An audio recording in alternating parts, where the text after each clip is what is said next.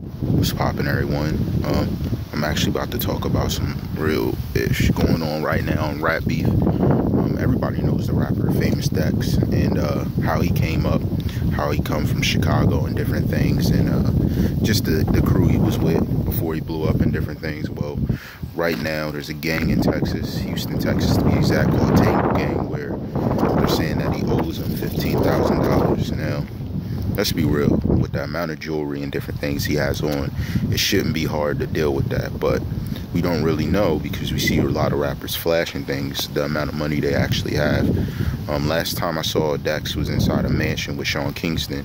The next thing I saw, he was in an apartment with some people, so I'm kind of confused on exactly how that works and what's going on, but to be real, it's only $15,000. If you're getting good money per show, 20 or 25, you should be able to kick that off. I don't know what the debt's about, but let's get to the real subject of why I'm making this video. And it's about how rappers that are up and coming or famous feel they're invincible and they feel they could do whatever they want to the common folk. One thing you got to understand is that as common people and things, if you're famous, you're a come up. So if you're out here robbing people, doing different things, you become a come up.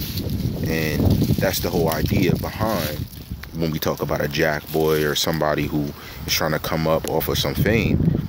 If you did something first, then they have all right and all means to come up. If you really got these dudes for $15,000 when you're wearing $100,000 jewelry or $50,000 jewelry, then you are asking for what's coming.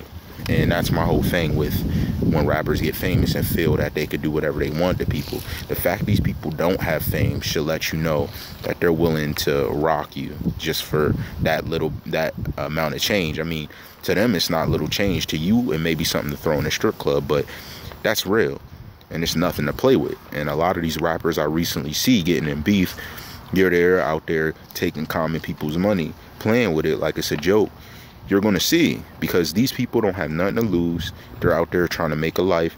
And to be honest, getting rid of you would just be something that would give them clout. So one of the things you got to keep in mind is to treat people how you always been treated, will want to be treated. And I know that sounds like a childish thing, but if you look at it in a grown man sense, what grown man's going to let you come up, take 10 racks, 15 racks from, and just keep it moving? That's not a small amount of money. That's something people work daily jobs to accrue within a quarter of their year. So, I mean, you don't want to play with that much money. I mean, money may be something you throw, but Dex, you should holler at them, check that out. If you really did steal from them, because seriously, you got too much money and too much ahead of you to let $15,000 put you in drama. You got much more bigger fish to fry and much more bigger money to make. And to them, you know, all respect. I'm sorry that he did that to y'all, and I hope y'all come to a resolution. As young black men, we got to set an example.